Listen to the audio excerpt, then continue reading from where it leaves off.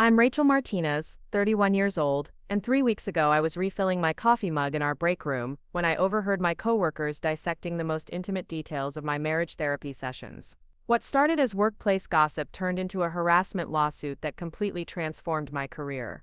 But before we jump back in, tell us where you're tuning in from, and if this story touches you, make sure you're subscribed, because tomorrow, I've saved something extra special for you. The fluorescent lights of Hartwell Associates buzzed overhead as I stared at my computer screen, reviewing the quarterly projections for what felt like the 100th time that morning.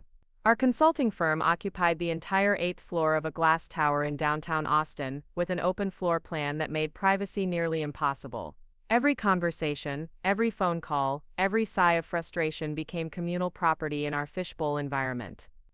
Chen perched at her desk 3 rows over, perfectly positioned to monitor the comings and goings of our entire department. As the marketing coordinator, she somehow managed to spend more time coordinating office drama than actual marketing campaigns. Her glossy black hair was always styled to perfection, her makeup flawless even at 8 in the morning, and her voice carried just far enough to ensure maximum audience participation in whatever narrative she was spinning that day. Melissa Rodriguez, our office manager, served as Ashley's lieutenant in the daily information warfare. Where Ashley was polished and calculating, Melissa was blunt and aggressive, never hesitating to ask invasive questions under the guise of friendly concern. Jordan Thompson, barely 22 and fresh out of college, manned the reception desk and absorbed every piece of gossip like a sponge, eager to prove their relevance by contributing whatever scraps of information they could gather. I had been working at Hartwell for 4 years, steadily building my reputation as a reliable senior financial analyst. My desk sat unfortunately close to the main walkway, making me a reluctant audience to countless conversations I had no interest in hearing. The water cooler stood just 10 feet away, serving as the unofficial headquarters for office intelligence gathering. I learned to wear headphones constantly, but even noise-canceling technology couldn't completely block out the persistent hum of speculation and judgment that permeated our workplace. Kevin and I had been married for 4 years, and like most couples navigating the transition from newlyweds to established partners, we occasionally hit rough patches. Nothing dramatic or relationship-threatening, just the normal friction that comes when two people try to merge their lives while managing demanding careers. My job required frequent overtime during client deadlines, and Kevin's software engineering position often involved late-night coding sessions and weekend deployments. We found ourselves ships passing in the night, communicating through text messages and sticky notes more often than actual conversations. 6 months ago, we made the mature decision to try couples therapy. Not because our marriage was failing, but because we wanted to improve our communication before small issues became big problems. Cedar Hills Wellness Center offered evening appointments that worked with both our schedules, and Dr. Patricia Hoffman came highly recommended by Kevin's sister, who had used therapy to strengthen her own marriage. The sessions were helpful and straightforward. We discussed time management, learned better listening techniques, and practiced expressing our needs without blame or defensiveness. Hoffman helped us create weekly check-ins and establish boundaries around work-life balance. It was preventative maintenance for our relationship, like getting regular oil changes for your car. Nothing scandalous or crisis-driven, just two people investing in their partnership. I made a point to keep my personal life separate from work. While other colleagues shared details about their relationships, family drama, and weekend adventures, I maintained professional boundaries. I contributed to conversations about projects and deadlines, joined discussions about industry trends, and participated in team meetings with enthusiasm, but I kept my marriage, my therapy, and my private struggles off limits to office speculation. This approach apparently made me more interesting to the gossip network, not less. Ashley had a talent for extracting information from silence, reading meaning into every facial expression and drawing conclusions from the smallest details. If I seemed tired on a Monday morning, she would speculate about weekend arguments. If Kevin called the main office line, when my cell phone died, she would analyze his tone for signs of marital distress. My privacy became a puzzle she was determined to solve. The office culture at Hartwell thrived on personal drama. Lunch conversations revolved around who was dating whom, which manager was having an affair, and whose marriage was supposedly on the rocks. Promotions were discussed less frequently than relationship status updates. I watched colleagues become walking entertainment for others, their personal struggles dissected with the enthusiasm usually reserved for reality television. Melissa had a particular gift for asking invasive questions with a concerned expression. She would corner people in the break room or restroom, lowering her voice to suggest intimacy while ensuring her questions were loud enough for others to overhear. Jordan contributed by sharing observations from the reception desk, reporting on phone calls, visitor interactions, and any unusual behavior they witnessed throughout the day. I tried to stay invisible within this ecosystem, arriving early, leaving late, and keeping my head down. My work spoke for itself. I had successfully managed accounts for 3 major clients, consistently delivered reports ahead of deadline, and maintained excellent relationships with both internal teams and external partners. My performance reviews were stellar, my client feedback overwhelmingly positive, and my project success rate was among the highest in the department. 3 months ago, I landed the Pinnacle Industries account, a major consulting contract that represented the largest single client win in our department's history. The project required extensive financial modeling, risk assessment, and strategic planning, exactly the kind of complex work I excelled at. The client specifically requested me for the account after being impressed with a presentation I had delivered at an industry conference. Landing Pinnacle should have been a career-defining moment. The account was worth nearly $2 million in annual revenue, and successful completion would position me for promotion to senior manager. My colleagues congratulated me professionally, but I noticed the underlying tension. Ashley's smile seemed forced, Melissa's praise felt hollow, and Jordan avoided eye. Preparing and narrating this story took us a lot of time, so if you are enjoying it, subscribe to our channel. It means a lot to us. Now back to the story. Contact when I walked past the reception desk. Success has a way of shifting workplace dynamics, and my achievement apparently upset the established social order. Ashley had been angling for a promotion to senior marketing specialist, and my advancement threatened her timeline. Melissa had been positioning herself as the unofficial department coordinator, and my increased visibility challenged her influence. Jordan simply followed whatever direction the prevailing winds were blowing. The gossip started subtly, as it always does. Conversations would pause when I entered the break room, resume at lower volumes, and shift to safer topics like weather or weekend plans. I would catch meaningful glances exchanged across desks, notice clusters of people talking in hushed tones near the copy machine, and sense the shift in energy whenever I approached group conversations. Ashley began asking seemingly innocent questions about my schedule, commenting on my frequent late nights and early mornings. She would wonder aloud whether Kevin minded my increased work hours, suggest that marriage required constant attention, and imply that career success came at the cost of personal relationships. Her questions felt like fishing expeditions, searching for cracks in my professional facade. Melissa took a more direct approach, cornering me in the restroom to express concern about my stress levels. She would point out dark circles under my eyes, suggest I looked overwhelmed, and offer unsolicited advice about work-life balance. When I assured her that I was managing fine, she would nod knowingly and remind me that marriage required nurturing, especially during demanding work periods. Jordan contributed by monitoring my phone calls and noting any personal conversations I had at my desk. They would comment on Kevin's voice when he called, observe my facial expressions during conversations, and report back to Ashley and Melissa about any perceived tension or unusual interactions. The speculation escalated over several weeks, growing more specific and invasive with each iteration. What began as general concerns about my work schedule morphed into detailed theories about my marriage. Ashley started suggesting that Kevin seemed distant during the few times he had visited the office, analyzing his body language and interaction style for signs of relationship trouble. Melissa began sharing stories about other couples she knew who had struggled with career demands, always with pointed glances in my direction. She would describe friends whose marriages had suffered because one partner became too focused on professional advancement, warning about the dangers of prioritizing work over relationships. The turning point came when Emma Williams, a friend from the accounting department on the 7th floor, approached me during lunch. Emma and I had started at Hartwell around the same time and maintained a friendship based on shared experiences and mutual respect. She was one of the few people in the building who understood the importance of professional boundaries. Emma pulled me aside near the elevator bank, her expression serious and concerned. She looked around to ensure we were alone before speaking in a low voice. "Rachel, I think you need to know what people are saying about you and Kevin," she began, her discomfort evident. "I heard Ashley talking to some people from other departments yesterday, and she's spreading rumors that are getting pretty specific."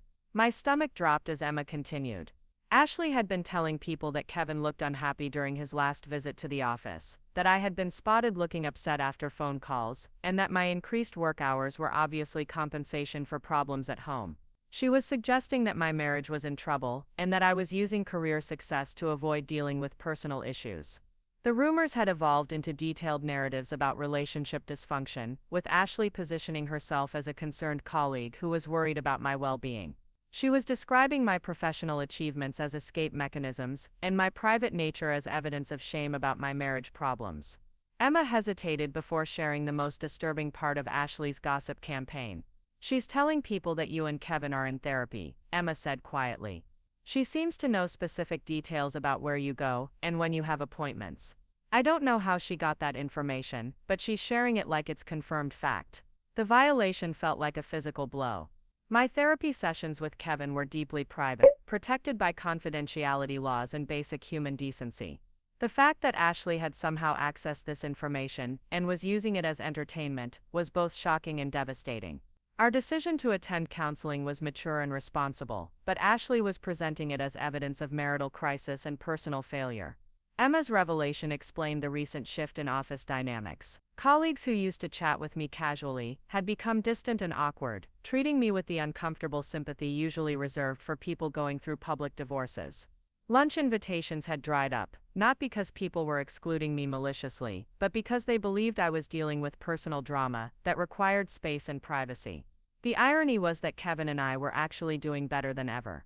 Our therapy sessions had improved our communication significantly, helping us navigate work stress and relationship challenges with new tools and perspectives. We were having deeper conversations, spending more quality time together, and feeling more connected as a team. The gossip describing our marriage as troubled was not only false but completely opposite to our actual experience. I spent the rest of that afternoon in a state of shock, trying to process how my private medical information had been obtained and shared. The Cedar Hills Wellness Center was supposed to maintain strict confidentiality, and I couldn't imagine how Ashley had gained access to details about my appointments. The violation felt both personal and professional, threatening both my marriage and my career reputation. That evening, I shared Emma's information with Kevin over dinner. His reaction was immediate and intense anger, not at me but at the situation and the people who had violated our privacy. As a software engineer, he understood the importance of data security and confidentiality protocols. The idea that someone had accessed and shared our private medical information was not just unethical, but potentially illegal. We spent the evening discussing our options and trying to understand how Ashley had obtained information about our therapy sessions. Kevin suggested that someone at the wellness center might have shared details inappropriately, either deliberately or through careless conversation. We decided to contact Dr. Hoffman the next day to report the breach and ask about their confidentiality procedures. The following morning, I arrived at work early, hoping to avoid the usual gossip clusters and focus on my Pinnacle Industries project. The office was quiet at 7:30, with only a few dedicated early arrivers scattered throughout the floor. I settled at my desk with coffee and spreadsheets, trying to lose myself in financial projections and strategic analysis. The quarterly team meeting was scheduled for Thursday morning, and I knew it would be impossible to avoid the usual social dynamics that dominated these gatherings. Our conference room was a glass-walled fishbowl that offered no privacy, with everyone visible to the entire floor as we discussed project updates and departmental goals. These meetings had become showcases for Ashley's social orchestration, with seating arrangements and conversation flow carefully managed to maintain her position as the informal department coordinator. I arrived 5 minutes early, hoping to claim a seat near the back where I could focus on the agenda without becoming the center of attention. Ashley was already there, perfectly positioned at the center of the table where she could monitor everyone's interactions and guide the conversation flow. Melissa sat to her right, armed with her usual arsenal of pointed questions and concerned observations. Jordan hovered near the door, taking notes that seemed more focused on personal dynamics than actual meeting content. Our department manager, David Harrison, was a well-meaning but conflict-averse leader, who preferred to focus on numbers and deadlines rather than interpersonal drama. He had built his career on technical expertise and client relationships, leaving the social management of our team to evolve organically. This approach had allowed Ashley to fill the leadership vacuum, positioning herself as the unofficial spokesperson for team morale and workplace culture. As other colleagues filtered into the room, I noticed the subtle but unmistakable shift in energy that had become familiar over the past few weeks. Conversations were stilted when I participated, with people choosing their words carefully and avoiding topics that might venture into personal territory. The easy camaraderie that had once characterized our team interactions had been replaced by an awkward formality that made every exchange feel scripted and unnatural. David began the meeting with standard project updates, reviewing timelines and deliverables for our current client portfolio. When he reached the Pinnacle Industries account, his enthusiasm was genuine and well-deserved. The project was progressing ahead of schedule, with client feedback consistently positive and early results exceeding expectations. My financial modeling had identified cost-saving opportunities that impressed the client's executive team, and the strategic recommendations I had developed were being implemented across their organization. As David praised the Pinnacle project's success, I felt Ashley's gaze burning into the side of my head. Her smile remained fixed and professional, but I could sense the tension radiating from her direction. Melissa nodded along with David's comments, but her expression suggested she was mentally calculating the implications of my continued success, rather than celebrating team achievements. The meeting continued with updates from other team members, but I noticed how conversations kept circling back to work-life balance and stress management. Ashley made several comments about the importance of maintaining perspective and not letting professional achievements come at the cost of personal relationships. Melissa chimed in with observations about colleagues who had burned out from overwork and the impact that career obsession could have on marriages and family life. These comments felt like targeted messages, delivered with enough subtlety to maintain plausible deniability, while ensuring that everyone in the room understood the subtext. Jordan dutifully took notes on these exchanges, documenting the wisdom being shared about professional boundaries and relationship priorities. When David asked for final thoughts and team announcements, Ashley seized the opportunity to demonstrate her social leadership role. She suggested organizing a team lunch to celebrate recent project successes, proposed a happy hour to boost morale during the busy season, and volunteered to coordinate a group gift for a colleague's upcoming birthday. Each suggestion was delivered with enthusiastic energy and positioned as evidence of her commitment to team unity and workplace culture. As the meeting concluded, I gathered my materials quickly and headed for the door, hoping to return to my desk without getting trapped in post-meeting analysis and social planning. Ashley intercepted me near the elevator bank, her expression mixing professional courtesy with personal concern, in a way that had become her signature approach to workplace manipulation. "Rachel, do you have a minute?" she asked, positioning herself between me and the elevator doors. "I wanted to check in with you about how you're managing everything with the Pinnacle project. I know how demanding large accounts can be, and I just want to make sure you're taking care of yourself." The question sounded supportive on the surface, but I recognized the fishing expedition underneath. Ashley was searching for cracks in my professional facade, looking for any admission of stress or struggle that could be transformed into evidence supporting her narrative about my personal life. Her concern felt performative, delivered with just enough volume to ensure that passing colleagues could overhear our conversation. "I'm managing fine," I replied evenly, maintaining eye contact while keeping my tone neutral. "The Pinnacle project is going well, and I'm enjoying the challenge." "Thanks for asking." Ashley's smile tightened almost imperceptibly, a micro-expression that revealed her frustration with my refusal to provide the personal details she was seeking. She tried a different approach, leaning in slightly and lowering her voice to suggest intimacy and confidentiality. "I just want you to know that if you ever need someone to talk to, I'm here," she continued. "I know how isolating it can feel when you're dealing with pressure at work and things are complicated at home. Sometimes it helps to have a friend who understands what you're going through." The implication was clear and deliberate. Ashley was not only confirming that she believed my marriage was in trouble, but she was also positioning herself as a confidant and support system.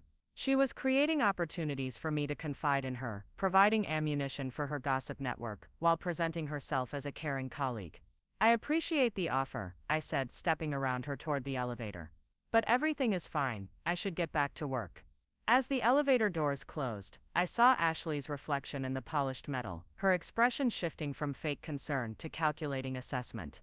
She was clearly frustrated by my continued refusal to engage with her social manipulation, but I could see her mind working to find new angles of approach. The afternoon brought a series of small but noticeable changes in the office atmosphere. Colleagues who used to stop by my desk for casual conversations now sent emails instead. Lunch invitations that had been routine became non-existent. People who had previously included me in spontaneous coffee runs or afternoon snack trips seemed to forget I existed when making their plans. The isolation wasn't aggressive or obvious enough to qualify as workplace bullying, but it was persistent and deliberate. I was being gradually excluded from the social fabric of our department, treated as someone who was dealing with personal drama that required careful handling. The gossip network had successfully transformed me from a colleague into a project, someone who needed management rather than inclusion. Emma stopped by my desk late in the afternoon, ostensibly to discuss a shared client, but actually to provide another update on the rumor mill's latest developments. She glanced around to ensure we weren't being overheard before sharing what she had learned from colleagues on other floors. "It's getting worse," she said quietly, pretending to review documents while delivering her report. "Ashley has been talking to people in marketing, accounting, and even executive support. She's positioning herself as your unofficial advocate, telling people that she's worried about you, and trying to be supportive during a difficult time." The strategy was brilliant in its manipulation. By presenting herself as my friend and supporter, Ashley was able to share details about my supposed personal problems, while appearing compassionate and caring. She could spread gossip while claiming to be protecting my privacy, building her own reputation as a thoughtful colleague, while simultaneously damaging mine. Emma continued with more disturbing details about the scope and specificity of Ashley's campaign. "She's telling people that you've been distant and emotional, that Kevin looks unhappy when he comes to the office, and that your increased work hours are obviously a way to avoid dealing with marriage problems. She's even describing your therapy sessions like she has inside information." The violation felt increasingly profound as I learned about the extent of Ashley's knowledge. She wasn't just speculating about my personal life, she was sharing specific details that could only have come from someone with direct access to confidential information.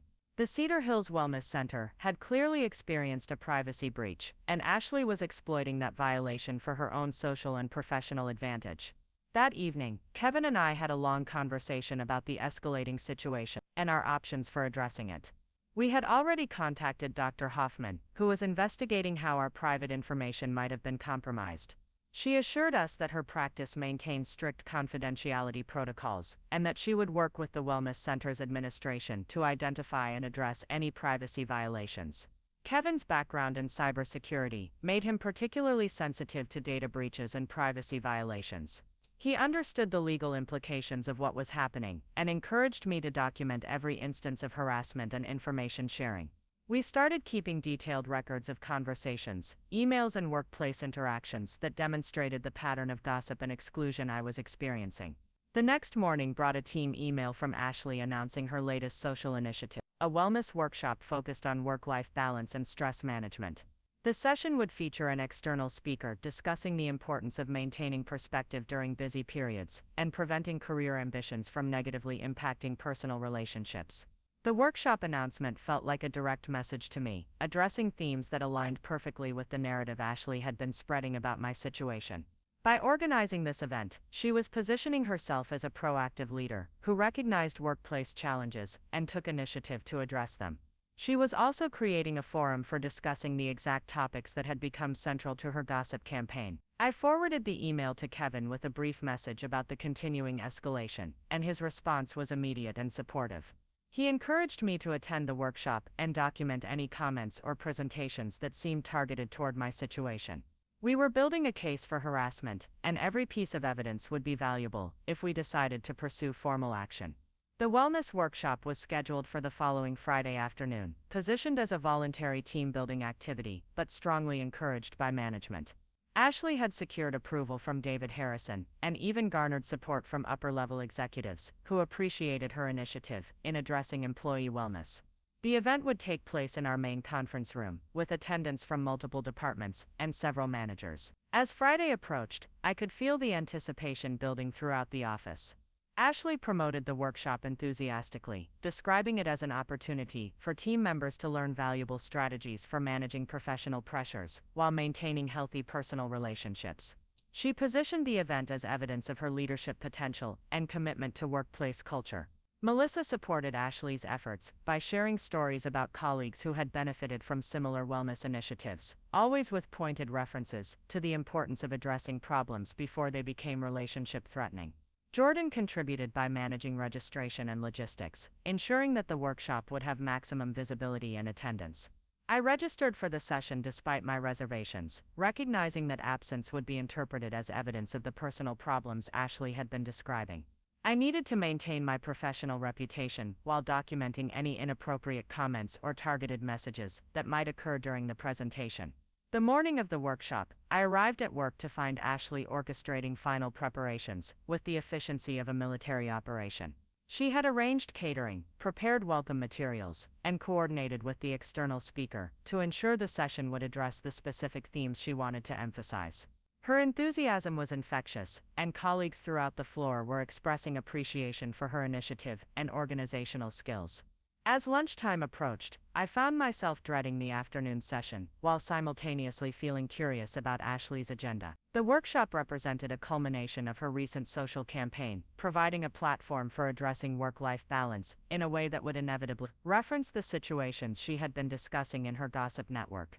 The wellness presentation began Promptly at 2 o'clock, with Ashley introducing the external speaker and outlining the session's objectives. Jennifer Morrison was a licensed therapist who specialized in workplace stress and relationship counseling, exactly the type of expert who could lend credibility to discussions about marriage problems and career pressures. As Dr. Morrison began her presentation about maintaining healthy boundaries between professional and personal life, I realized that Ashley had essentially orchestrated a public therapy session designed to address the exact issues she had been attributing to me. The workshop wasn't just about general wellness, it was a targeted intervention disguised as team development. The presentation covered topics that felt uncomfortably specific to my situation: managing increased work responsibilities, communicating with spouses about career demands, recognizing signs of relationship stress, and seeking professional help when personal problems begin affecting workplace performance. Each point felt like a direct reference to the narrative Ashley had been spreading about my marriage and career priorities. During the question and answer session, Ashley asked several pointed questions about couples therapy and the importance of addressing relationship problems before they became destructive. She inquired about warning signs that colleagues might notice when someone was struggling with personal issues, and she requested advice about supporting team members who might be dealing with marital difficulties. Dr. Morrison answered these questions professionally and generically, but the context made them feel like public diagnoses of my situation. Ashley was using the expert's responses to validate her concerns about my personal life, while positioning herself as a caring colleague who recognized problems and sought appropriate resources.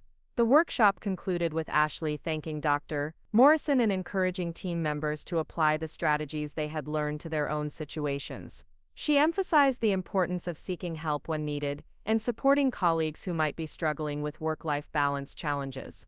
Her closing comments felt like a direct appeal for me to acknowledge my problems and accept the help she was offering. As colleagues filed out of the conference room, several people approached me with expressions of concern and offers of support.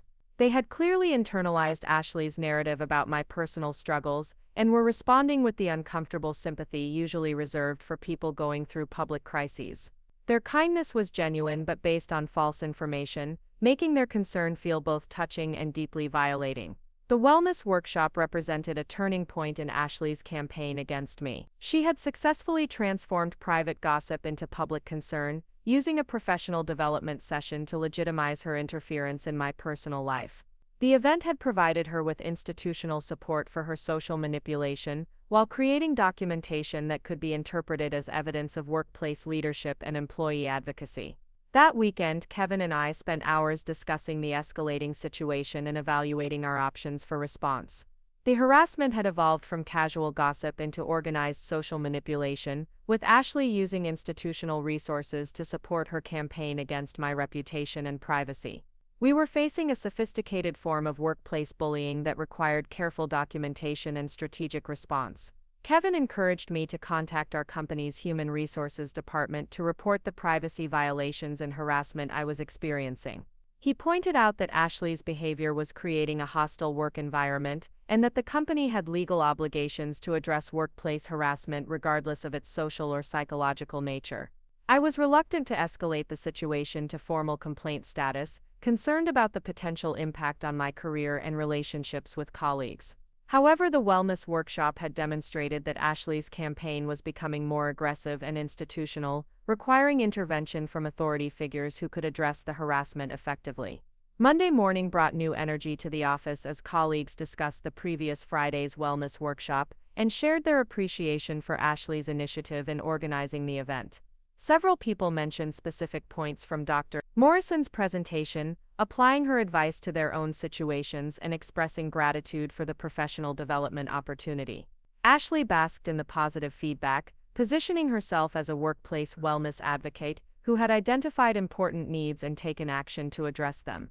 She had successfully transformed her gossip campaign into a leadership demonstration, using my personal struggles as a platform for showcasing her organizational skills and employee advocacy. The irony was that Kevin and I were actually implementing many of the strategies Dr. Morrison had recommended, having learned similar techniques during our therapy sessions at Cedar Hills Wellness Center. Our marriage was stronger than ever, our communication had improved significantly, and we were managing work-life balance more effectively than most couples I knew. The wellness workshop had essentially recommended the exact approach we were already taking, but Ashley's narrative had positioned our proactive relationship maintenance as evidence of crisis and dysfunction. As I settled at my desk that morning, I noticed Ashley organizing another social initiative near the water cooler. She was coordinating a group lunch to continue discussing insights from the wellness workshop, encouraging colleagues to share their takeaways and support each other in implementing healthier work-life balance strategies. The lunch was scheduled for Thursday, positioned as a follow-up to the successful workshop, and an opportunity for deeper team bonding. The invitation felt like another trap, designed to create opportunities for public discussion of personal struggles while maintaining the appearance of supportive team development. Ashley was building a social infrastructure around the narrative she had created about my marriage, institutionalizing gossip through wellness initiatives and peer support activities. I was faced with an impossible choice: participate in events that felt designed to humiliate me, or decline invitations and risk appearing antisocial and confirming suspicions about my personal problems. Ashley had created a social maze where every option seemed to support her narrative while isolating me from normal workplace relationships. The situation had evolved far beyond casual gossip into sophisticated social manipulation that was affecting my career prospects, professional relationships, and daily work experience. Ashley had transformed private information into public concern, individual speculation into institutional initiative, and personal harassment into workplace leadership demonstration. That afternoon, I made the decision to schedule a meeting with our Human Resources Director to report the harassment and privacy violations I was experiencing. The situation had reached a level of sophistication and institutional involvement that required formal intervention from company leadership. Ashley's campaign was no longer just affecting my personal comfort, it was creating a hostile work environment that could impact my career advancement and professional reputation. As I prepared for that conversation, I reflected on how quickly workplace dynamics could shift when personal information became social currency.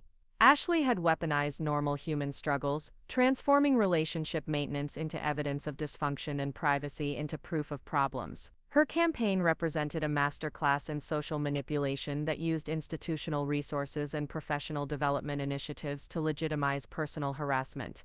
The week ahead would bring confrontation and resolution, but it would also test everything I had learned about standing up for myself and protecting my professional integrity.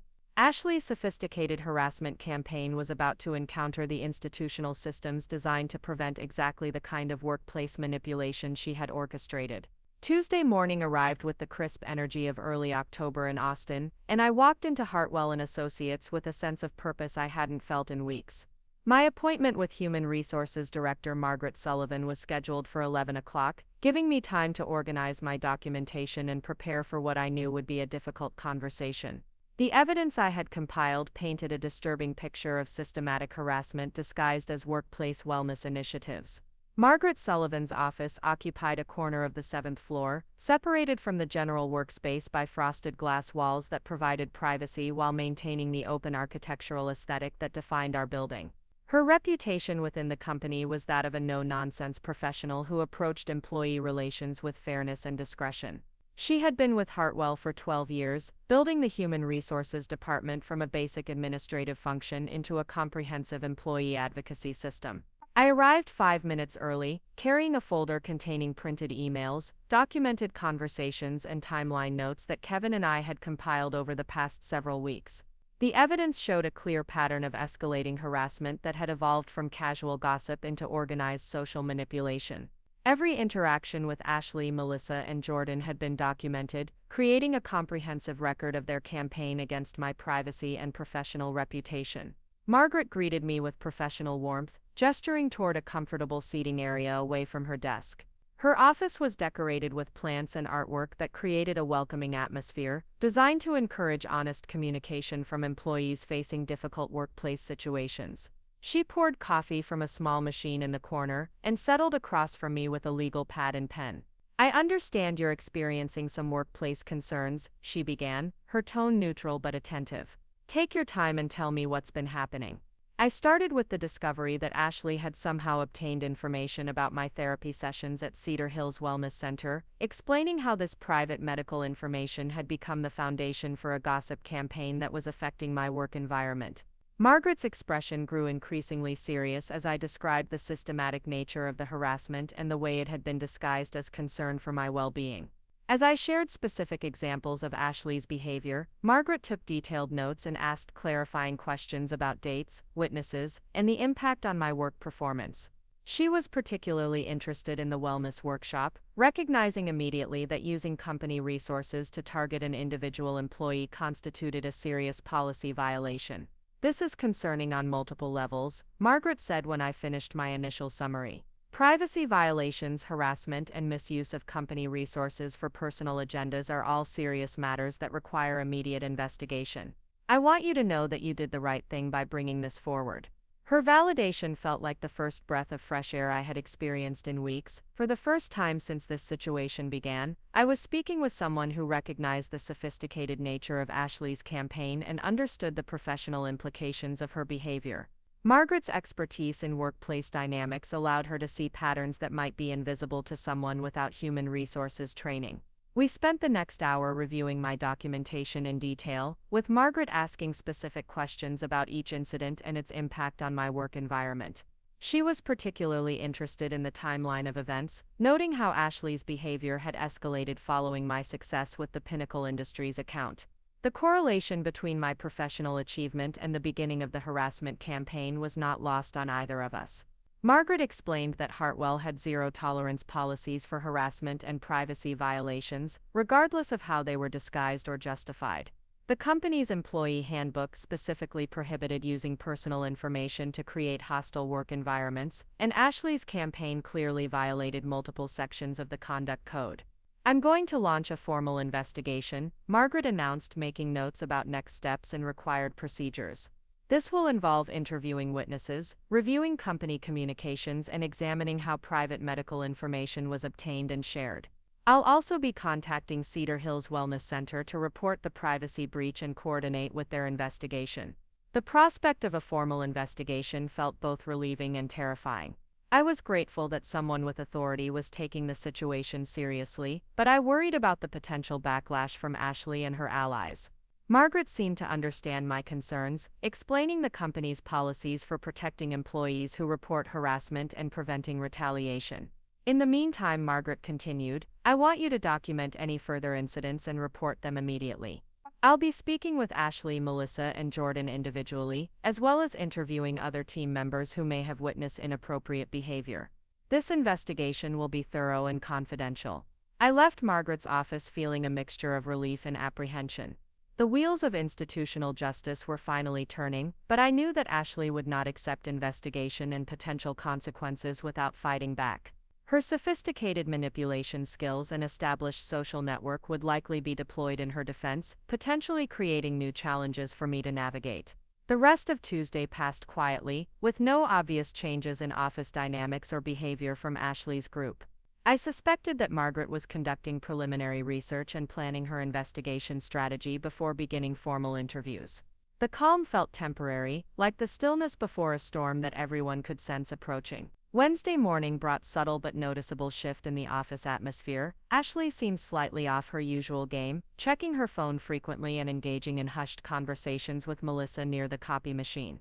Jordan appeared nervous and distracted, making several mistakes on routine tasks that normally required no supervision.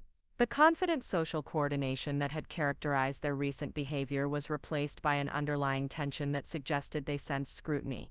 I maintained my normal routine, focusing on the Pinnacle Industries project and avoiding any behavior that could be interpreted as retaliation or workplace disruption. Margaret had emphasized the importance of professionalism during the investigation period, warning that any deviation from normal conduct could complicate the formal process. Around 10:30, I noticed Ashley being called away from her desk for what appeared to be a private meeting. She gathered a notepad and pen before following one of Margaret's assistants toward the elevators, her expression carefully controlled but tense. The meeting lasted nearly 2 hours, during which Melissa and Jordan exchanged frequent glances and whispered conversations. When Ashley returned to her desk, her usual social energy was noticeably subdued. She avoided eye contact with me and seemed focused on her computer screen with unusual intensity. The confident orchestration of office dynamics that had defined her recent behavior was replaced by careful attention to actual work tasks. The shift was subtle but unmistakable to anyone familiar with her normal patterns. Thursday brought a similar pattern, with Melissa being called for her interview session while Ashley and Jordan maintained unusually low profiles. The social coordination that had characterized their harassment campaign seemed to have evaporated overnight, replaced by individual focus on job responsibilities and careful avoidance of personal conversations. By Friday, the entire office dynamics had shifted noticeably. The constant undercurrent of gossip and speculation that had defined our workplace culture for weeks was replaced by professional focus and task-oriented interactions. Colleagues who had been treating me with uncomfortable sympathy were returning to normal communication patterns, suggesting that whatever information they had received about my personal life was being contradicted by official channels. Margaret contacted me late Friday afternoon to schedule a follow-up meeting for the following Monday. Her message was brief but professional, indicating that the investigation was progressing and that she had additional questions about specific incidents. The formal tone suggested that serious action was being considered based on her findings. Over the weekend, Kevin and I discussed the investigation's potential outcomes and prepared for various scenarios. We had consulted with an employment attorney who confirmed that Ashley's behavior constituted workplace harassment and that the privacy violations were particularly serious legal matters. The attorney encouraged us to continue cooperating with the company's internal investigation while documenting any retaliation attempts. Monday morning's meeting with Margaret revealed the scope and findings of her investigation. She had interviewed 6 employees, reviewed email communications, and contacted Cedar Hills Wellness Center about the privacy breach. The evidence painted a clear picture of systematic harassment that violated multiple company policies and potentially several employment laws. Ashley's behavior constitutes a clear pattern of harassment that created a hostile work environment, Margaret explained, reviewing her findings with clinical precision. The use of private medical information and company resources to target you personally represents serious policy violations that require immediate action. The investigation had also uncovered the source of the privacy breach at Cedar Hills Wellness Center. Ashley's cousin, Maria Chen, worked as a part-time receptionist at the facility and had been sharing client information with family members during casual conversations. Maria had apparently described seeing me and Kevin in the waiting area and mentioned our appointment times to Ashley, not realizing the serious legal implications of her disclosure. Cedar Hills Wellness Center had immediately terminated Maria's employment and implemented additional privacy training for all staff members. Dr. Hoffman had contacted me directly to apologize for the breach and offer additional support services to address any impact on my therapy progress. The Wellness Center was also conducting its own investigation to ensure no other privacy violations had occurred. Margaret's investigation at Hartwell had revealed the sophisticated nature of Ashley's harassment campaign. Email records showed coordination between Ashley, Melissa, and Jordan to gather and share information about my personal life. Several colleagues confirmed that Ashley had presented herself as concerned about my well-being while sharing private details that were clearly intended to damage my reputation. The wellness workshop represented the most serious policy violation, as Ashley had used company resources and work time to organize an event that was specifically designed to target my situation. Margaret's interviews revealed that Ashley had briefed Dr. Morrison about a team member dealing with marriage problems and had requested that the presentation address those specific issues. This level of premeditation and resource misuse goes beyond typical workplace conflicts, Margaret observed. Ashley orchestrated a systematic campaign that used institutional authority to legitimize personal harassment. This behavior is completely unacceptable and requires significant consequences. The investigation had also revealed that Ashley's behavior toward me was part of a larger pattern of social manipulation and workplace bullying. 2 other employees had experienced similar treatment from Ashley's group, though they had not reported it formally due to concerns about retaliation and career impact. Margaret's investigation had created a safe space for these additional victims to share their experiences. Margaret explained that Hartwell would be taking immediate action to address the harassment and prevent future incidents.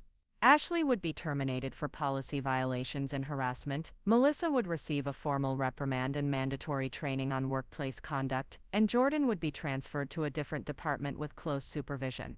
The company would also implement additional training programs to prevent similar incidents. I want to emphasize that you showed tremendous courage in reporting this situation, Margaret continued. Sophisticated workplace harassment often goes unreported because victims worry about being believed or facing retaliation. Your documentation and persistence made this investigation possible and will help protect other employees from similar treatment. The validation felt profound after weeks of questioning my own perceptions and wondering whether I was overreacting to Ashley's behavior. Margaret's professional assessment confirmed that my concerns were legitimate and that the harassment I had experienced was both serious and actionable. As our meeting concluded, Margaret outlined the timeline for implementing consequences and discussed strategies for rebuilding positive team dynamics in Ashley's absence. She assured me that the company would monitor the situation carefully to prevent any retaliation attempts and that additional support services were available if needed. Walking back to my desk that Monday afternoon, I felt a mixture of relief, vindication, and apprehension about the changes ahead. Ashley's termination would undoubtedly create shockwaves throughout the office, and some colleagues might blame me for the disruption even though I had simply reported legitimate harassment. The next few hours passed in surreal normalcy as Ashley continued working at her desk, apparently unaware that her employment was about to end. Margaret had explained that termination procedures required careful coordination with legal and security departments to ensure proper handling of company equipment and sensitive information. Around 4 o'clock, Ashley was called to Margaret's office for what she probably assumed was another routine interview question. Instead, she found herself facing termination for harassment and policy violations. Security personnel were standing by to escort her from the building immediately following the termination meeting, standard procedure for situations involving workplace harassment. The news spread quickly through our floor as colleagues noticed Ashley's sudden absence and the presence of security personnel near her desk. Jordan's face went pale when they realized what was happening, while Melissa seemed to shrink into her cubicle as if trying to become invisible. Other team members looked confused and concerned, trying to understand what had precipitated such dramatic action. David Harrison, our department manager, called an emergency team meeting for the following morning to address the situation and discuss changes in team structure. His email was carefully worded to maintain confidentiality while acknowledging that significant personnel changes were occurring and that team dynamics would need adjustment.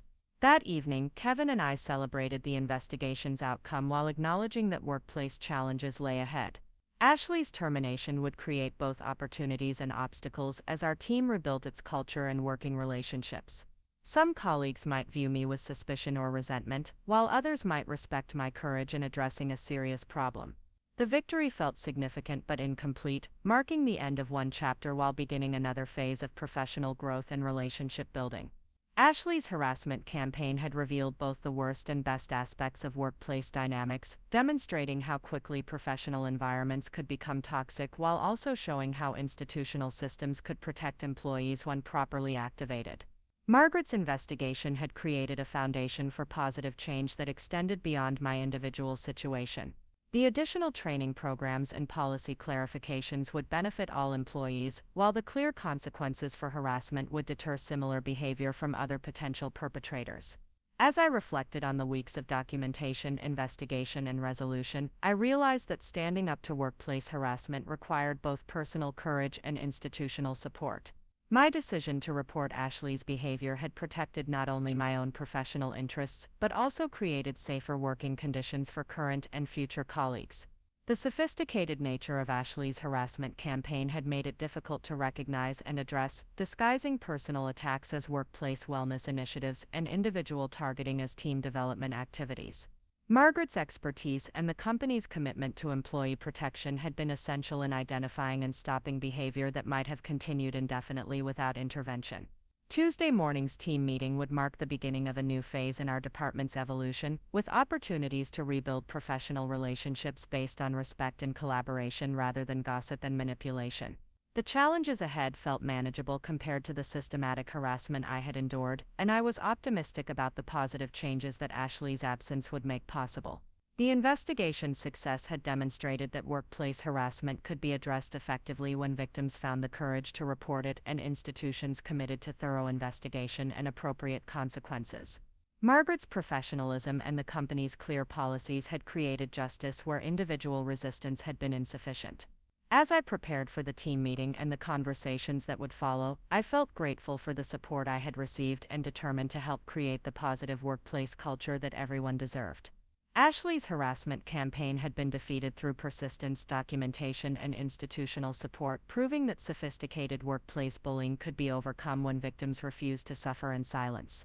The emergency team meeting convened at 9 o'clock sharp in the main conference room, with David Harrison looking visibly uncomfortable as he faced the task of addressing Ashley's sudden termination without violating confidentiality protocols. The atmosphere was thick with curiosity and tension as colleagues tried to piece together the events that had led to such dramatic action. Melissa sat rigidly in her chair, clearly struggling to maintain composure, while Jordan fidgeted nervously with their notepad, avoiding eye contact with everyone in the room. David began with a carefully prepared statement about personnel changes and the company's commitment to maintaining a professional work environment.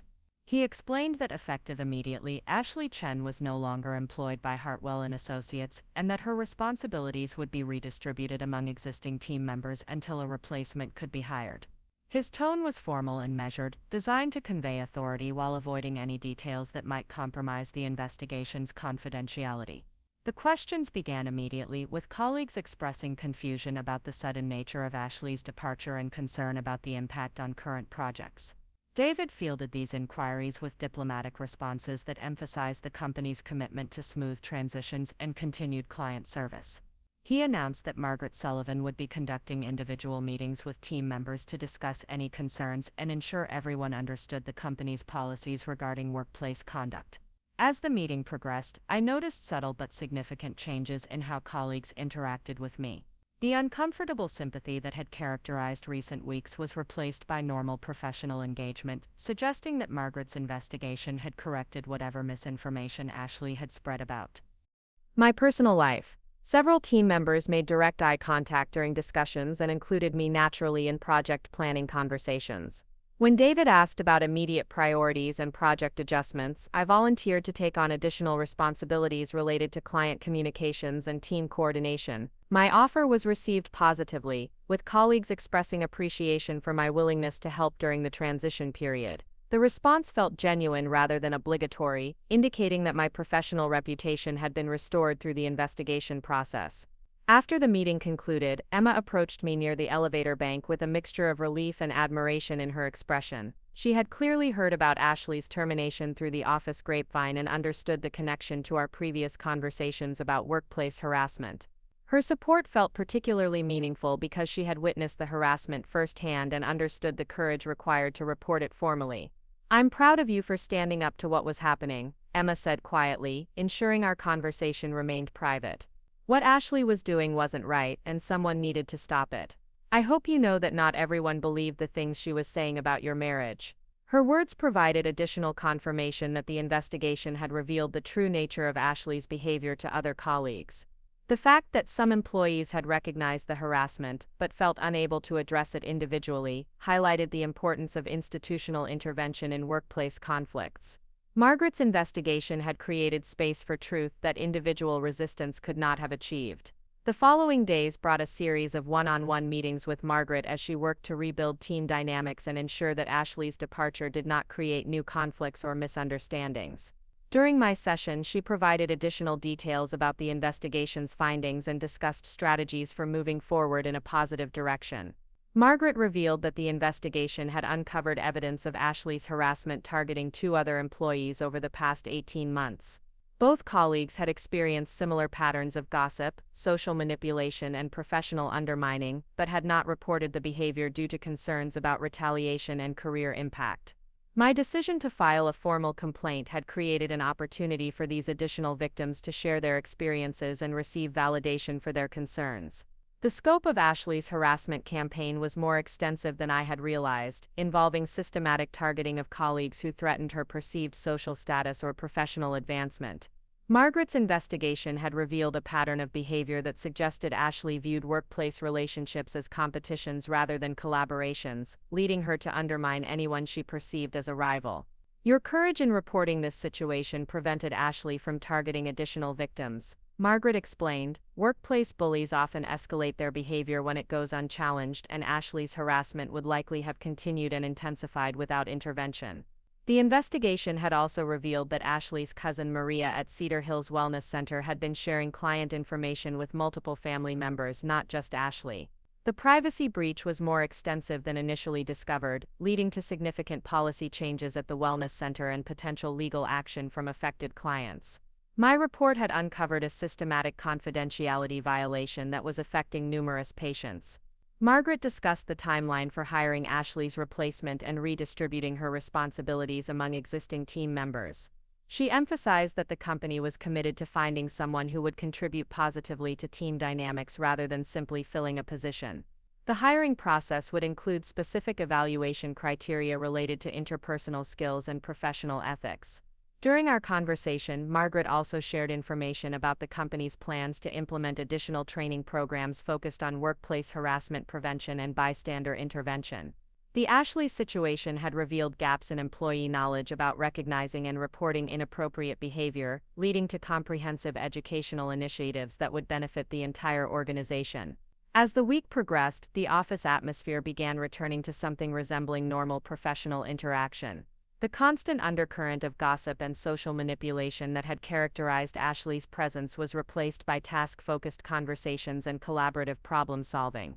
Colleagues who had been walking on eggshells around interpersonal dynamics were beginning to engage more naturally and authentically. Melissa's behavior changed dramatically following her formal reprimand and mandatory training session with Margaret. The aggressive questioning and invasive comments that had defined her recent interactions were replaced by careful professionalism and respectful boundaries. Her transformation suggested that the company's intervention had been effective in correcting inappropriate behavior without requiring termination. Jordan's transfer to the accounting department on the 7th floor removed them from our immediate team dynamics while providing opportunities for professional growth under closer supervision. The change seemed to benefit everyone involved, as Jordan's nervous energy and gossip-focused attention were better suited to a more structured work environment with clearer boundaries. The Pinnacle Industries project continued progressing successfully, with client feedback remaining consistently positive despite the personnel changes on our team. My increased responsibilities in client communication and project coordination provided opportunities to demonstrate leadership skills that had been overshadowed by Ashley's social manipulation. The professional recognition felt particularly meaningful after weeks of having my competence questioned and undermined. 2 weeks after Ashley's termination, I received an unexpected email from Victoria Sterling, the regional vice president who oversaw our division from the company's Dallas headquarters. Victoria was scheduled to visit our Austin office the following month and had requested a meeting to discuss my work on the Pinnacle account and potential opportunities for advancement within the organization. The email represented a significant career development that might not have occurred if Ashley's harassment campaign had continued unchecked. Her systematic undermining of my professional reputation could have prevented upper management from recognizing my contributions and considering me for advancement opportunities. The investigation's resolution had cleared the way for normal career progression based on merit rather than office politics. Victoria Sterling's reputation within the company was that of a results-oriented executive who valued competence and innovation over social manipulation. Her interest in my work suggested that my professional achievements were being evaluated independently of the interpersonal drama that had dominated recent months. The meeting represented an opportunity to demonstrate capabilities that had been obscured by workplace harassment. As I prepared for Victoria's visit, I reflected on the lessons learned through the Ashley situation and the importance of standing up to workplace harassment regardless of its sophistication or institutional camouflage. The experience had taught me valuable skills in documentation, communication, and professional self-advocacy that would serve me well throughout my career. Kevin and I celebrated the positive developments with a quiet dinner at one of our favorite Austin restaurants, reflecting on how the crisis had actually strengthened our marriage rather than damaging it as Ashley had predicted. Our couples therapy sessions had provided tools for managing external stress and supporting each other through professional challenges. The harassment campaign that was supposed to reveal relationship problems had instead demonstrated our partnership's resilience and mutual support. Dr. Hoffman at Cedar Hills Wellness Center had continued working with us to process the privacy violation and its impact on our therapy progress. Her professionalism and the center's comprehensive response to the breach had actually increased our confidence in their services rather than driving us away. The incident had led to improved confidentiality protocols that would protect future clients from similar violations. The meeting with Victoria Sterling took place on a Tuesday morning in David Harrison's office, with both managers present to discuss my contributions to the Pinnacle project and potential career development opportunities. Victoria's direct communication style and focus on specific achievements created a comfortable environment for discussing professional goals and advancement possibilities. During our conversation, Victoria revealed that the company was planning to expand its Austin operations significantly over the next 2 years, creating opportunities for senior-level positions that would require experienced professionals with proven track records. My success with Pinnacle Industries and my handling of the recent workplace challenges had brought me to upper management's attention as a potential candidate for increased responsibilities. The way you manage both professional excellence and personal adversity demonstrates exactly the kind of leadership potential we value, Victoria explained. Workplace conflicts are inevitable in any organization, but employees who can navigate them professionally while maintaining high performance standards are rare and valuable. Her comments suggested that Margaret had briefed upper management about the harassment investigation and its resolution, positioning my response as evidence of professional maturity rather than workplace disruption. The company's leadership clearly understood that I had been the victim of harassment rather than a participant in office drama, leading them to view my actions as examples of appropriate professional conduct. Victoria offered me a promotion to senior financial manager with expanded responsibilities for client development and team leadership. The position would include a significant salary increase, additional benefits, and opportunities for professional development that aligned perfectly with my career goals. The promotion would be effective immediately, pending completion of standard human resources procedures. The offer represented vindication for the difficult decision to report Ashley's harassment and pursue formal investigation despite the potential risks to my career and workplace relationships. Standing up to workplace bullying had actually enhanced my professional reputation and created advancement opportunities that might not have been available otherwise. As Victoria outlined the new position's responsibilities and expectations, I realized that Ashley's harassment campaign had ultimately failed in every possible way. Instead of damaging my marriage, it had strengthened my relationship with Kevin. Instead of undermining my professional reputation, it had brought my capabilities to upper management's attention. Instead of isolating me from colleagues, it had revealed the support and respect I enjoyed among team members who mattered. The promotion ceremony took place the following Friday afternoon, with Margaret Sullivan presenting me with updated business cards and office materials in front of the entire team. Her remarks emphasized the company's commitment to recognizing merit and protecting employees from harassment, sending a clear message about organizational values and expectations for professional conduct. Colleagues who had witnessed the Ashley situation from various perspectives expressed genuine congratulations and support for my advancement. Their responses suggested that the investigation's outcome had been viewed positively by most team members, who appreciated the restoration of professional workplace dynamics over social manipulation and gossip networks. Emma's reaction was particularly meaningful, as she had supported me throughout the harassment ordeal and understood the full scope of what I had endured. Her pride in my promotion felt like validation from someone who had witnessed both the challenges and the courage required to overcome them. 3 months later, as I settled into my new role and responsibilities, Ashley's departure felt like ancient history rather than recent trauma. The positive workplace culture that emerged in her absence had created opportunities for authentic collaboration and professional growth that benefited everyone on the team. New employees who joined our department commented on the supportive and productive atmosphere, unaware of the toxic dynamics that had previously defined our interactions. The harassment lawsuit settlement with Ashley was finalized during this period, with terms that included acknowledgement of wrongdoing and financial compensation for the damages I had suffered. More importantly, the legal resolution created precedent for protecting other employees from similar harassment and established clear consequences for privacy violations and workplace bullying. Cedar Hills Wellness Center implemented comprehensive policy changes following the investigation, including enhanced confidentiality training, improved security protocols, and regular audits to prevent future privacy breaches. Dr. Hoffman had become an advocate for patient privacy rights, using our situation as a case study for professional conferences and training programs. Kevin and I completed our couples therapy program with Dr. Hoffman, having achieved our original goals for improved communication and relationship strengthening. The harassment crisis had actually accelerated our progress by forcing us to practice newly learned skills under real-world pressure. Our marriage emerged stronger and more resilient than before, equipped with tools for managing future challenges together. The Pinnacle Industries account continued exceeding expectations, leading to contract extensions and additional projects that showcased our team's capabilities. My expanded role in client relations had created opportunities for business development that contributed significantly to the company's growth and reputation. The professional success that Ashley had tried to undermine became the foundation for career advancement and organizational leadership.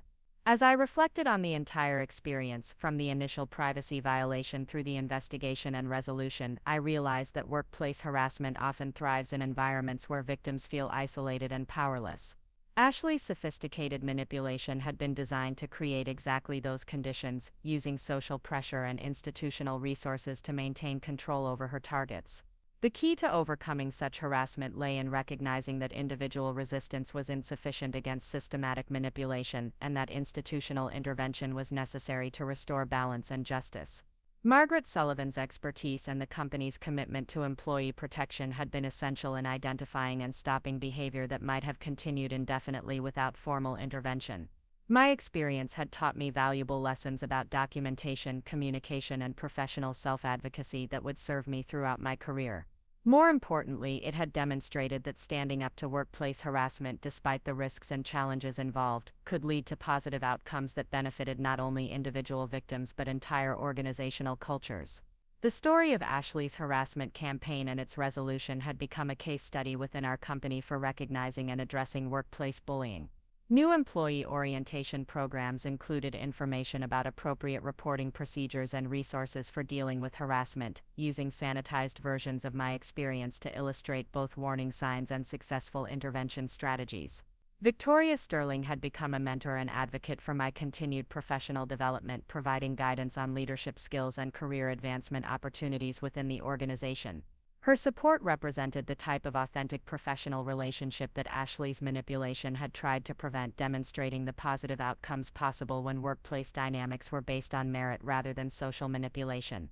6 months after Ashley's termination, our department had been transformed from a gossip-driven environment focused on personal drama into a collaborative team centered on professional excellence and mutual support. The change was so dramatic that new employees struggled to imagine the toxic culture that had previously defined our interactions. The harassment experience had revealed both the worst and best aspects of workplace dynamics, showing how quickly professional environments could become destructive while also demonstrating the power of institutional systems to protect employees and restore justice. Margaret's investigation had created a model for addressing sophisticated harassment that other departments and organizations could adapt for their own situations. As I looked toward future career challenges and opportunities, I felt confident that the skills and insights gained through this experience would serve me well in any professional environment. The courage required to stand up to workplace harassment had revealed strengths and capabilities that I hadn't fully recognized before, creating a foundation for continued growth and leadership development. The Ashley situation had taught me that workplace harassment often disguises itself as concern, support, or team building, making it difficult to recognize and address until it reaches crisis levels. The sophisticated nature of modern workplace bullying requires vigilance, documentation, and willingness to seek institutional support when individual resistance proves insufficient. Most importantly, the experience had demonstrated that victims of workplace harassment are not powerless, despite the feelings of isolation and helplessness that sophisticated manipulation is designed to create.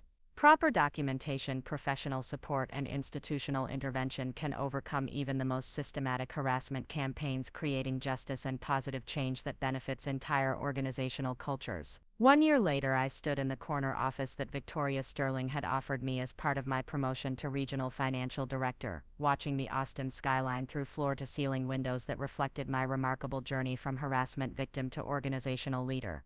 The office represented more than professional advancement. It symbolized the complete transformation of a workplace culture that had once threatened to destroy both my career and my personal well-being through systematic manipulation and privacy violations. The transition into my new role had exceeded every expectation I had held about career advancement and professional fulfillment.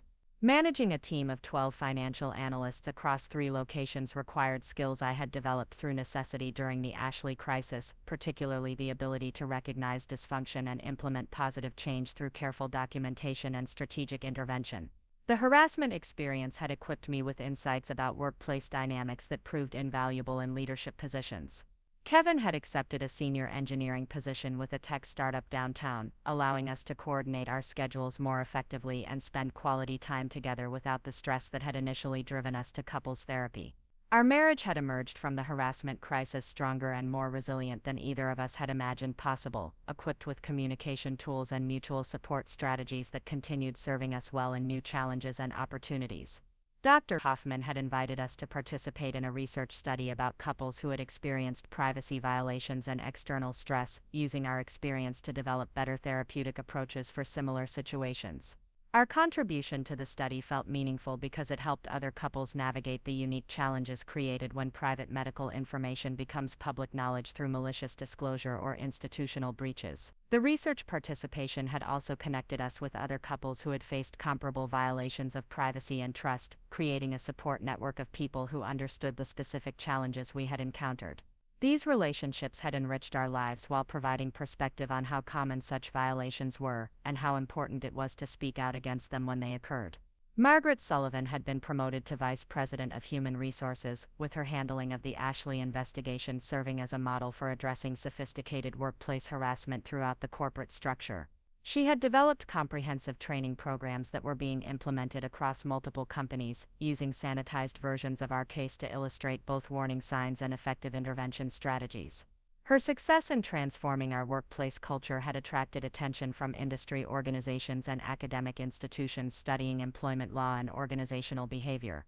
Margaret had become a sought-after speaker at conferences and seminars, sharing insights about modern harassment techniques and institutional responses that could protect employees while maintaining professional productivity. The collaboration with Margaret on these educational initiatives had provided me with opportunities to develop my own expertise in workplace dynamics and conflict resolution. Speaking at industry events about my experience as both victim and survivor had helped other employees recognize harassment and find courage to report inappropriate behavior before it escalated to crisis levels. Emma Williams had been promoted to financial manager in the accounting department, with her supportive response during my harassment crisis contributing to management's recognition of her leadership potential. Her advancement felt particularly meaningful because it demonstrated that supporting colleagues through difficult situations was valued and rewarded rather than seen as workplace disruption or disloyalty. Our friendship had deepened through shared experience and mutual support, creating a professional relationship that exemplified the positive dynamics possible when workplace culture prioritized collaboration over competition. Emma's perspective as a witness to the harassment and its resolution provided valuable insights that informed both my leadership approach and our ongoing educational initiatives. The new team members who had joined our department in Ashley's absence brought fresh energy and professional perspectives that had transformed our collaborative capabilities. Hiring decisions were now made with careful attention to interpersonal skills and ethical standards, ensuring that future team dynamics would support rather than undermine individual and collective success. David Harrison had also benefited from the cultural transformation, discovering leadership abilities that had been suppressed by the constant need to manage interpersonal drama and social manipulation. With Ashley's disruptive influence removed, he was able to focus on strategic planning and professional development, leading to improved team performance and client satisfaction across all our accounts. The Pinnacle Industries relationship had expanded into a comprehensive partnership that included multiple divisions and long-term strategic planning initiatives. My role in developing this relationship had established my reputation as a client development specialist, leading to additional opportunities with other major accounts that further enhanced both my career prospects and the company's growth trajectory. Melissa Rodriguez had completed her mandatory training and probationary period successfully, demonstrating genuine commitment to changing her approach to workplace relationships. Her transformation from Ashley's lieutenant into a collaborative team member illustrated the possibility for positive change when inappropriate behavior was addressed through education rather than punishment alone.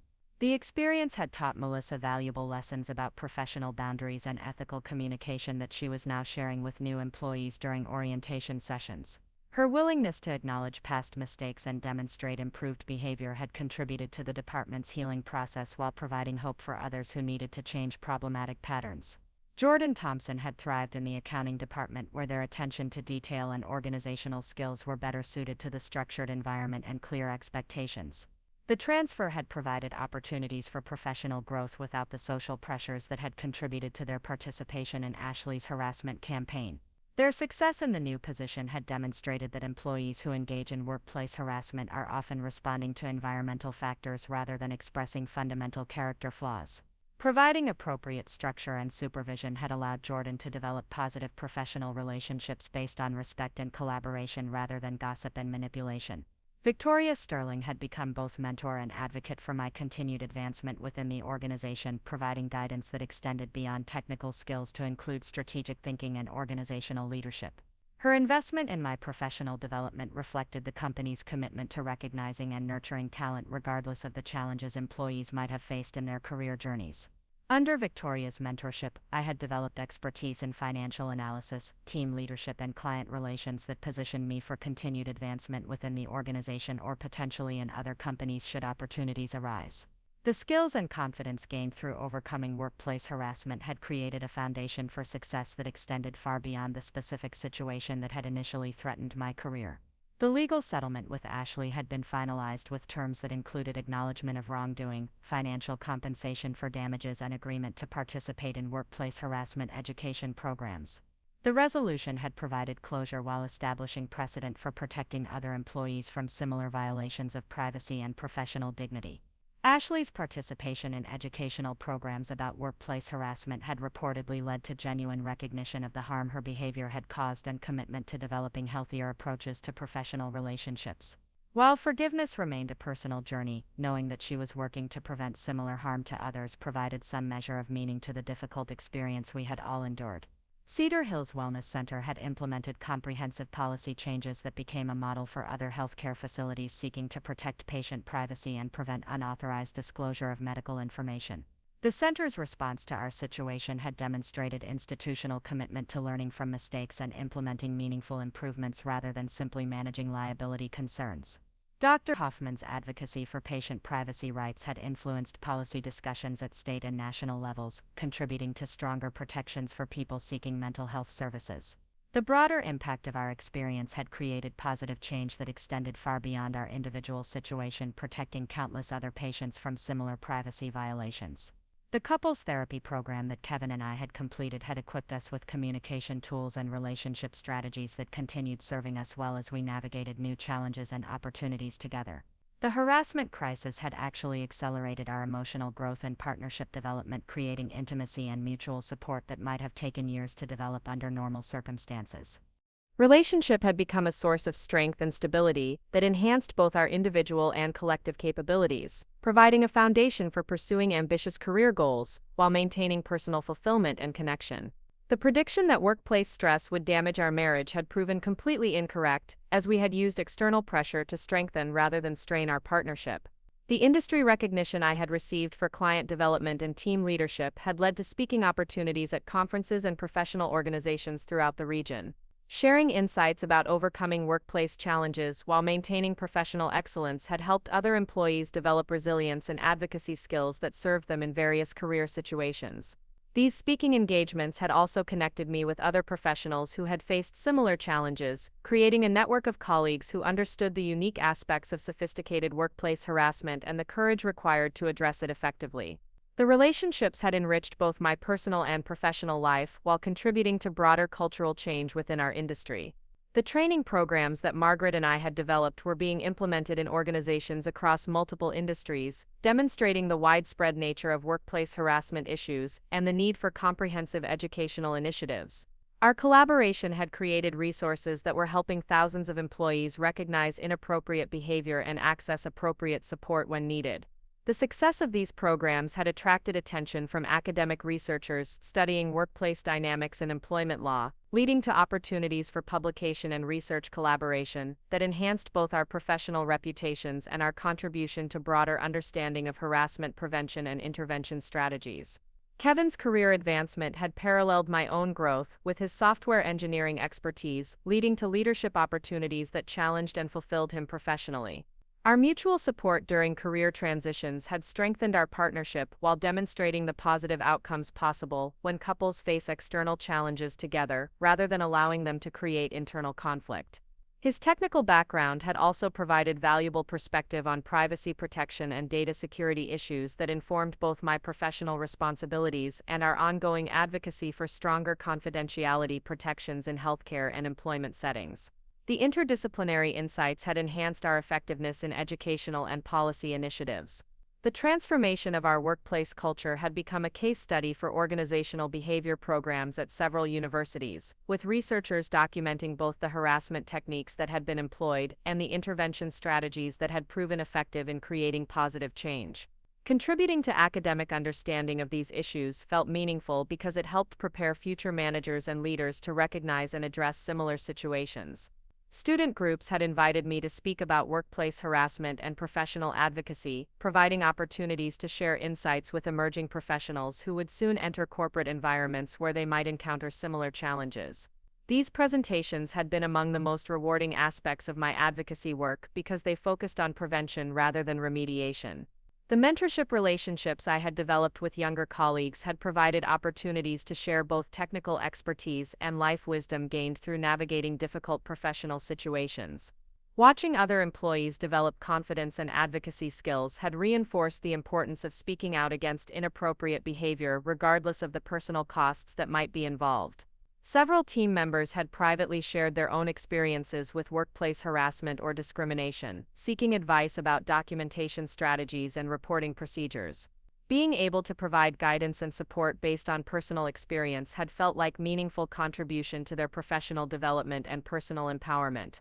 The financial success of the Pinnacle Industries account and other major clients I had developed had contributed significantly to the company's growth and market position, demonstrating that workplace harassment victims often possess exactly the skills and capabilities that their harassers seek to undermine. Ashley's campaign had targeted my professional competence precisely because it represented a threat to her perceived status and advancement opportunities. Irony that her harassment had ultimately enhanced rather than damaged my career prospects had provided valuable insight into the self-defeating nature of workplace bullying, and the importance of institutional systems that protect merit-based advancement over social manipulation and political maneuvering. The annual performance review process had been restructured to include specific evaluation criteria related to interpersonal skills and professional ethics, ensuring that employees who contributed positively to workplace culture were recognized and rewarded while those who engaged in harassment or manipulation faced appropriate consequences before their behavior escalated to crisis levels. These policy changes had created a more transparent and equitable evaluation system that encouraged collaboration over competition and measured success based on both individual achievement and collective contribution. The transformation had improved morale and productivity while reducing the interpersonal conflicts that had previously characterized our workplace dynamics.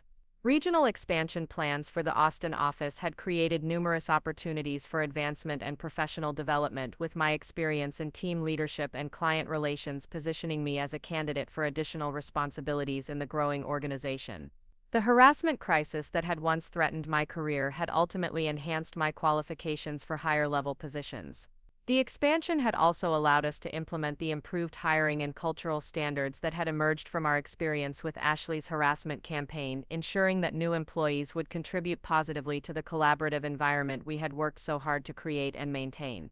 Professional development opportunities had included advanced training in financial analysis, leadership techniques, and organizational behavior that enhanced both my technical capabilities and my ability to recognize and address workplace dysfunction before it reached crisis levels. The skills had proven valuable in multiple contexts, from client relations to team management to industry advocacy. The investment in my professional growth had been reciprocated through increased productivity, client satisfaction, and team performance that contributed measurably to the company's success and reputation. The positive cycle had demonstrated the business value of supporting employees through difficult situations rather than simply managing them as problems to be contained or eliminated. Reflecting on the complete journey from harassment victim to organizational leader, I realized that the Ashley situation had revealed both the worst and best aspects of workplace dynamics while providing opportunities for growth that might not have been available under normal circumstances. The crisis had forced development of skills and insights that had proven invaluable in leadership positions. The experience had also demonstrated the importance of institutional support systems and the courage required from individuals to activate those systems when faced with sophisticated harassment campaigns. Without Margaret's expertise and the company's commitment to employee protection, Ashley's behavior might have continued indefinitely, potentially destroying multiple careers and creating lasting damage to workplace culture. Most importantly, the situation had proven that workplace harassment victims are not powerless despite the isolation and helplessness that sophisticated manipulation is designed to create. Proper documentation, professional support, and institutional intervention can overcome even systematic harassment campaigns, creating justice and positive change that benefits entire organizational cultures. The transformation from victim to advocate to leader had equipped me with unique perspectives and capabilities that enhanced both my professional effectiveness and my personal fulfillment. The harassment experience that had once threatened to destroy my career had ultimately become the foundation for advancement and success that exceeded my original aspirations and expectations. As I prepared for the next phase of challenges and opportunities in my expanding role, I felt confident that the insights and skills gained through overcoming workplace harassment would continue serving me well in any professional environment. The courage required to stand up to sophisticated manipulation had revealed strengths and capabilities that formed a solid foundation for continued growth and leadership development.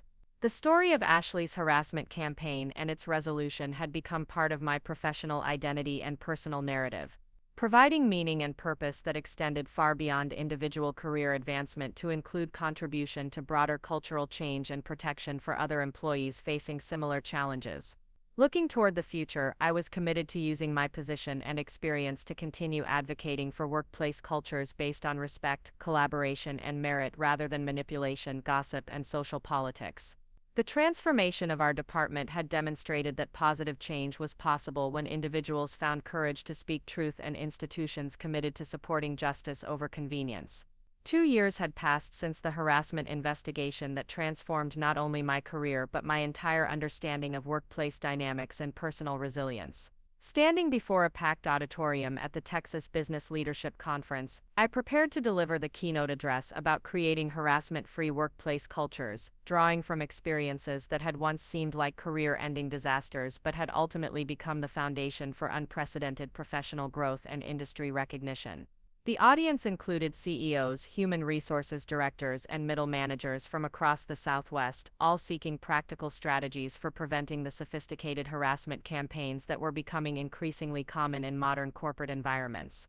My presentation would combine personal narrative with research-based recommendations, providing both emotional connection and actionable guidance for leaders committed to protecting their employees and organizational cultures. Kevin sat in the front row, his presence providing the same steady support that had sustained me through every challenge and triumph since the Ashley crisis began. His career had flourished alongside mine, with his software engineering expertise leading to the founding of his own cybersecurity consulting firm that specialized in protecting confidential information for healthcare and professional services organizations. Our parallel success stories had reinforced our partnership while demonstrating the positive outcomes possible when couples face adversity together rather than allowing external pressure to create internal division. Margaret Sullivan occupied a seat near the center of the auditorium, her promotion to Senior Vice President of Corporate Ethics having established her as a national expert in workplace harassment prevention and organizational culture transformation. Her investigation techniques and intervention strategies were now taught in business schools and human resources certification programs throughout the country, creating systemic change that protected countless employees from experiences similar to what I had endured. The invitation to deliver this keynote had resulted from an article I had published in the Harvard Business Review about recognizing and responding to sophisticated workplace harassment. The piece had generated enormous response from both victims and organizational leaders, leading to speaking opportunities that had evolved into a secondary career focused on advocacy and education while maintaining my primary role in financial services. As I began my presentation, I reflected on the journey that had brought me to this moment. The harassment that had once threatened to destroy my professional reputation had ultimately enhanced my visibility and credibility within the business community, providing unique insights that proved valuable to organizations seeking to prevent similar crises before they developed into legal and cultural disasters. The transformation of our Austin office had become a model for other companies implementing cultural change initiatives, with our documented success in converting a gossip-driven environment into a collaborative and productive workplace serving as proof that systematic intervention could overcome even deeply entrenched dysfunction. Multiple organizations had hired me as a consultant to help them identify and address toxic dynamics before they escalated to crisis levels. Emma Williams had been promoted to Regional Financial Director for the Dallas market, with her advancement representing another success story that demonstrated the positive outcomes possible when workplace cultures prioritized merit and collaboration over social manipulation and political maneuvering. Her friendship and support during my darkest professional moments had evolved into a productive business partnership that enhanced both our careers and our company's performance. The Pinnacle Industries relationship had grown into a comprehensive partnership encompassing multiple service lines and long-term strategic initiatives, with the account now representing one of our company's most valuable and stable revenue sources. My role in developing and maintaining this relationship had established my reputation as a client development specialist whose expertise was sought by organizations throughout the financial services industry. Victoria Sterling had assumed the role of Chief Operating Officer for our parent company, with her mentorship having prepared me for increasingly senior responsibilities that would have seemed impossible during the height of Ashley's harassment campaign. Her investment in my professional development had demonstrated the value of supporting employees through difficult periods rather than simply managing them as problems to be contained or eliminated. The legal settlement with Ashley had been structured to include not only financial compensation but also her participation in workplace harassment education programs that had reportedly led to genuine recognition of the harm her behavior had caused. While personal forgiveness remained a complex journey, knowing that she was working to prevent similar damage to others provided meaningful closure to the traumatic experience we had all endured. Cedar Hills Wellness Center had become a national leader in patient privacy protection, with the policy changes implemented following our situation serving as a model for healthcare facilities throughout the country. Dr. Hoffman's advocacy work had influenced legislation at both state and federal levels, creating stronger protections for people seeking mental health services and establishing clearer consequences for unauthorized disclosure of medical information. The research study that Kevin and I had participated in had been published in multiple professional journals, contributing to academic understanding of how privacy violations affect couples and families while providing evidence-based recommendations for therapeutic approaches that could help other victims of similar breaches. Our contribution to this research had felt meaningful because it transformed our personal trauma into knowledge that could benefit others facing comparable challenges. The couples therapy program that had initially been weaponized against us by Ashley's gossip campaign had ultimately strengthened our marriage beyond what either of us had imagined possible. The communication tools and conflict resolution strategies we had learned from Dr. Hoffman continued serving us well as we navigated new challenges and opportunities together, creating a partnership that enhanced both our individual and collective capabilities. Jordan Thompson had completed a management training program and been promoted to supervisor in the accounting department, with their success demonstrating that employees who participate in harassment campaigns often do so due to environmental pressures rather than fundamental character flaws. Providing appropriate structure, supervision, and education had allowed Jordan to develop positive professional relationships based on respect and collaboration rather than gossip and manipulation. Melissa Rodriguez had become one of our department's most reliable team members, with her transformation from Ashley's lieutenant into a collaborative colleague illustrating the possibility for genuine change when inappropriate behavior is addressed through education and support rather than punishment alone. Her willingness to acknowledge past mistakes and demonstrate improved behavior had contributed significantly to our department's healing process. The training programs that Margaret and I had developed were now being implemented in organizations across multiple industries, with documented success in reducing harassment incidents and improving workplace culture metrics. Our collaboration had created resources that were helping thousands of employees recognize inappropriate behavior and access appropriate support when needed, multiplying the positive impact of our original crisis experience. Academic researchers studying workplace dynamics and employment law had incorporated our case into multiple studies and publications, contributing to broader understanding of harassment prevention and intervention strategies while establishing evidence-based best practices that could be applied in various organizational contexts.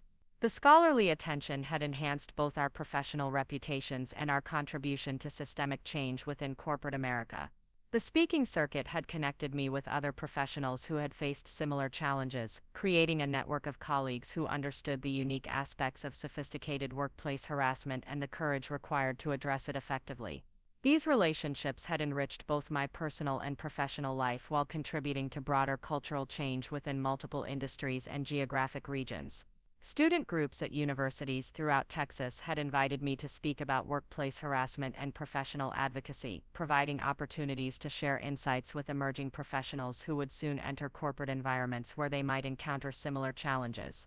These presentations had been among the most rewarding aspects of my advocacy work because they focused on prevention rather than remediation. The mentorship relationships I had developed with younger colleagues had provided opportunities to share both technical expertise and life wisdom gained through navigating difficult professional situations. Watching other employees develop confidence and advocacy skills had reinforced the importance of speaking out against inappropriate behavior regardless of the personal costs that might be involved in the short term. Regional expansion plans for our Austin office had created numerous opportunities for advancement and professional development, with my experience in team leadership and client relations positioning me as a candidate for additional responsibilities in the rapidly growing organization. The harassment crisis that had once threatened my career had ultimately enhanced my qualifications for executive-level positions that would have been unimaginable during Ashley's campaign. The annual performance review process had been restructured to include specific evaluation criteria related to interpersonal skills and professional ethics, ensuring that employees who contributed positively to workplace culture were recognized and rewarded, while those who engaged in harassment or manipulation faced appropriate consequences before their behavior escalated to crisis levels that required legal intervention. Professional development opportunities had included advanced training in financial analysis, leadership techniques, and organizational behavior that enhanced both my technical capabilities and my ability to recognize and address workplace dysfunction before it reached crisis levels. The skills had proven valuable in multiple contexts, from client relations to team management to industry advocacy and public speaking. As I concluded my keynote presentation, the standing ovation from the audience reinforced my belief that sharing difficult experiences could create positive change that extended far beyond individual circumstances. The harassment campaign that had once seemed like professional death had ultimately become the foundation for a platform that influenced organizational cultures throughout the region and beyond. The transformation from victim to advocate to industry leader had equipped me with unique perspectives and capabilities that enhanced both my professional effectiveness and my personal fulfillment. The harassment experience that had initially threatened to destroy my career had ultimately become the catalyst for advancement and success that exceeded my original aspirations and expectations by substantial margins. During the question and answer session following my presentation, numerous audience members shared their own experiences with workplace harassment and their organization's efforts to prevent such incidents. The conversation reinforced my understanding that sophisticated harassment campaigns were becoming increasingly common in corporate environments, making education and prevention initiatives more critical than ever for protecting employees and organizational cultures. The conference organizers announced that my presentation would be made available as a training resource for companies implementing harassment prevention programs, extending the reach and impact of insights gained through personal trauma and professional recovery. The opportunity to transform individual suffering into collective benefit had provided meaning and purpose that transcended personal career advancement. As Kevin and I drove home through the Texas Hill Country discussing the day's events and future opportunities, I reflected on the complete journey from harassment victim to industry thought leader. The Ashley situation had revealed both the worst and best aspects of workplace dynamics while providing opportunities for growth that might not have been available under normal circumstances, ultimately creating a career trajectory that combined financial success with meaningful social impact. The experience had also demonstrated the importance of institutional support systems and the courage required from individuals to activate those systems when faced with sophisticated harassment campaigns.